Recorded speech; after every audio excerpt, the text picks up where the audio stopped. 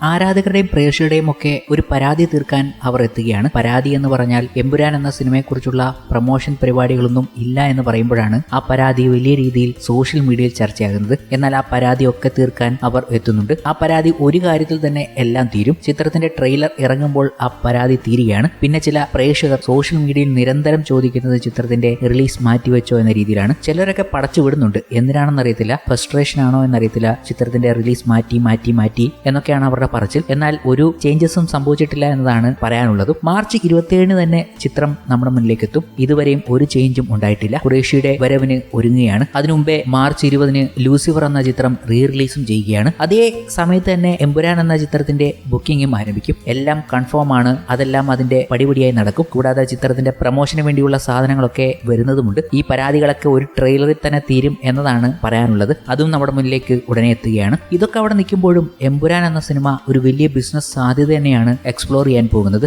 Lucifer എന്ന സിനിമയ്ക്ക് ലഭിച്ച ബിസിനസ് സാധ്യതകൾ ഞെട്ടിപ്പിക്കുന്നതായിരുന്നു എന്ന് പൃഥ്വിരാജിന്റെ വാക്കുകൾ നമ്മൾ അടുത്തിടെ കേൾക്കുകയുണ്ടായി. പൃഥ്വിരാജ് പറഞ്ഞ രീതി വെച്ച് നോക്കുകയാണെങ്കിൽ ഇനി എമ്പുരാനിലേക്കാണ് നമ്മൾ സഞ്ചരിക്കാൻ പോകുന്നത്. അപ്പോൾ എമ്പുരാന് എത്രയൊക്കെ ബിസിനസ് സാധ്യതകൾ ഉണ്ടാകും, അതൊക്കെ മുൻകൂട്ടി കണ്ടുകൊണ്ട് തന്നെയായിരിക്കും അവർ ഈ പടം ഇത്ര വലിയ സ്കെയിലിൽ ഒരുക്കിയിരിക്കുന്നത് എന്ന് പറയാൻ കഴിയും. ഉടനെ തന്നെ ആ സാധ്യതകളെ പുറത്തു കാണിക്കുന്ന ഒരു റിപ്പോർട്ട് നമ്മുടെ മുന്നിലേക്ക് എത്തും എന്നതിൽ യാതൊരു സംശയവുമില്ല. കാരണം ചിത്രത്തിന്റെ മ്യൂസിക് റൈറ്റ്സിനും OTTയും സാറ്റലൈറ്റ് റൈറ്റ്സിനും വേണ്ടിയുള്ള ചർച്ചകൾ അണിയറയിൽ നടന്നുകൊണ്ടിരിക്കുകയാണ്. ഏറ്റവും ബിഗ്ഗസ്റ്റ് ഡീല് തന്നെയായിരിക്കും മലയാളത്തിൽ നടക്കാൻ പോകുന്നത് എന്നതിൽ യാതൊരു സംശയവും വെക്കേണ്ടതില്ല. അതുമായി ബന്ധപ്പെട്ട ചർച്ച നടക്കുമ്പോൾ ലൂസിഫറിനെ കുറിച്ച് പൃഥ്വിരാജ് പറഞ്ഞ സാധ്യതകളാണ് നമ്മളെ ശരിക്കും അതിശയിപ്പിച്ചത്. ലൂസിഫർ എന്ന സിനിമയുടെ ബിസിനസ് സാധ്യതകൾ മലയാള സിനിമ ഇന്നോളം കൈവരിക്കാത്ത മേഖലയിലേക്ക് എത്തുമെന്ന് സിനിമയുടെ പ്ലാനിംഗ് സമയത്ത് തന്നെ താൻ പറഞ്ഞിരുന്നു എന്ന് പൃഥ്വിരാജ് പറയുകയാണ്. അതിന്റെ ഫലപ്രാപ്തി എന്നോണം സിനിമയുടെ ഡിജിറ്റൽ സാറ്റലൈറ്റും ഓവർസീസ് ഡിസ്ട്രിബ്യൂഷനും റെക്കോർഡ് തുകയ്ക്കാണ് വിറ്റുപോയതെന്നും പൃഥ്വി പറയുന്നുണ്ട്. ഒരു അഭിമുഖത്തിൽ പ്രതികരിക്കവെയാണ് പൃഥ്വിയുടെ ഈ വാക്കുകൾ ഇപ്പോൾ വലിയ രീതിയിൽ ശ്രദ്ധിക്കപ്പെട്ടത്. ഒരു സിനിമയെ ജനം അംഗീകരിച്ച് കഴിയുന്നതോടെ ആ സിനിമ ചെയ്ത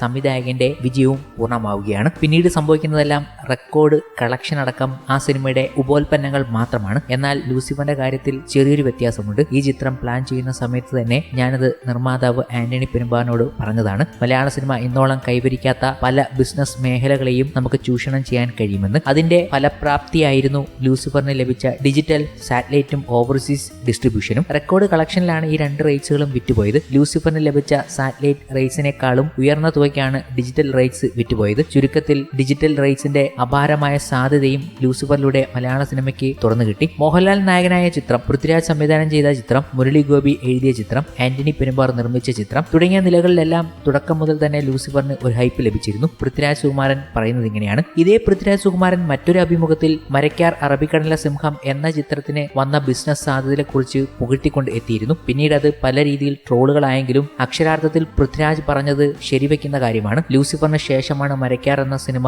ഇറങ്ങിയത്. അതിന് വലിയ ബിസിനസ് സാധ്യതകൾ അവർക്ക് ലഭിച്ചു എന്നത് പൃഥ്വിരാജ് അടിവരയിട്ട് പറഞ്ഞു. എന്നാൽ മരക്കാരന് ബോക്സ് ഓഫീസിൽ വിജയം കണ്ടെത്താൻ കഴിഞ്ഞില്ല. അത് വിജയിച്ചിരുന്നെങ്കിൽ മറ്റൊരു മേഖലയിലേക്ക് മലയാള സിനിമ തന്നെ സഞ്ചരിച്ചേനെ എന്നത് ഉറപ്പിക്കാവുന്നതാണ്. അതിനി കാണാൻ പോകുന്നത് എമ്പുരാനിലൂടെ ആയിരിക്കും എന്നതാണ് ഈ അവസരത്തിൽ പറയാൻ കഴിയുന്നത്. അതേസമയം സിനിമയുടെ രണ്ടാം ഭാഗമായ എമ്പുരാൻ തിയേറ്ററിലേക്ക് എത്താനായി അണിയറയിൽ ഒരുങ്ങിക്കൊണ്ടിരിക്കുകയാണ്. സിനിമയുടേതായി വരുന്ന എല്ലാ അപ്ഡേറ്റുകളും ആരാധകരുടെ ഭാഗത്തു നിന്നും മികച്ച സ്വീകാര്യതയാണ് ലഭിക്കുന്നത്. എമ്പുരാന്റെ ഡിജിറ്റൽ സാറ്റലൈറ്റും ഓവർസീസ് ഡിസ്ട്രിബ്യൂഷനും റെക്കോർഡ് തുകയ്ക്ക് വിറ്റുപോയതെന്നാണ് ഇപ്പോൾ ചില റിപ്പോർട്ടുകൾ വരുന്നത്. ഇപ്പോൾ മ്യൂസിക് റൈറ്റ്സിന് വേണ്ടിയുള്ള ചർച്ചകളാണ് അണിയറയിൽ നടക്കുന്നത് എന്നും പറയപ്പെടുന്നു. 2025 മാർച്ച് 27 ലോകമെമ്പാടുമുള്ള തിയേറ്ററുകളിൽ എമ്പുരാനും എത്തുകയാണ്. വലിയ ബിസിനസ് സാധ്യതകളാണ് എമ്പുരാന് മുന്നിൽ വഴി തുറക്കുന്നത് എന്ന് പൃഥ്വിരാജിന്റെ ഈ വാക്കുകളിൽ നിന്ന് തന്നെ വ്യക്തമാകുന്നുണ്ട്. എന്നാൽ മറ്റൊരിടത്ത് ഇതേ ബിസിനസ് സാധ്യതകൾ തങ്ങളിലേക്ക് കൊണ്ടുവരാൻ ശ്രമിക്കുന്ന പല സിനിമകളും ഇതിന്റെ പാതകൾ പിന്തുടർന്ന് വരികയുണ്ടായി മലയാള സിനിമയിൽ. എന്നാൽ അതിൽ ചില അബദ്ധങ്ങൾ പറ്റിയ വിവരങ്ങൾ കഴിഞ്ഞ ദിവസം സോഷ്യൽ മീഡിയയിൽ വലിയ രീതിയിൽ വൈറലാകുകയും ചെയ്തു. M. പത്മകുമാർ സംവിധാനം ചെയ്ത് 2019 പുറത്തിറങ്ങിയ ചിത്രമായിരുന്നു മമ്മൂട്ടി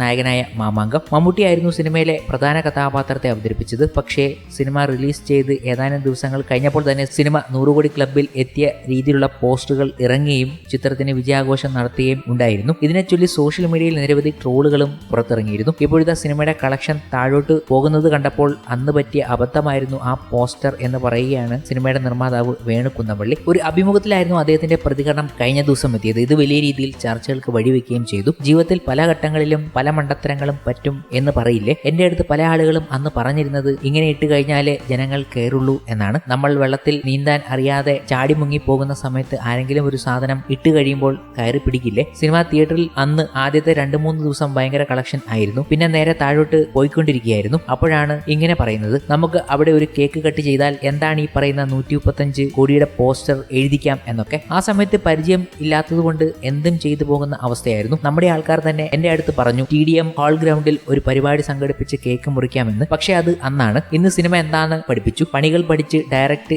എന്താണ് മനസ്സിലാക്കി, അയാളുടെ സ്വഭാവം മനസ്സിലാക്കി സിനിമ ചെയ്യാൻ പഠിച്ചു. അതിനുശേഷം എന്റെ ഒരു സിനിമയെക്കുറിച്ചും ഒരു വിവാദവും ഉണ്ടായിട്ടില്ല. വേണുകുന്നപ്പള്ളി പറയുന്ന വാക്കുകൾ ഇങ്ങനെയായിരുന്നു. ഇപ്പോൾ ഇത് വലിയ രീതിയിൽ ചർച്ച ചെയ്യുകയാണ്.